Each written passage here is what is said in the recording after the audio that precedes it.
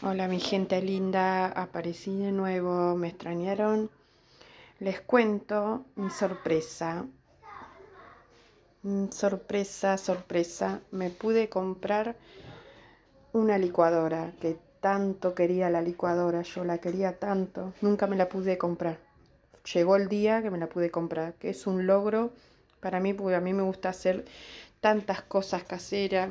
Tenía la mini piber, la había comprado mi hermana, pero no era lo mismo. Pero igual la usé. Estoy súper feliz porque es un logro que pude comprarme la licuadora. Ahora vamos a hacer una torta de manzana.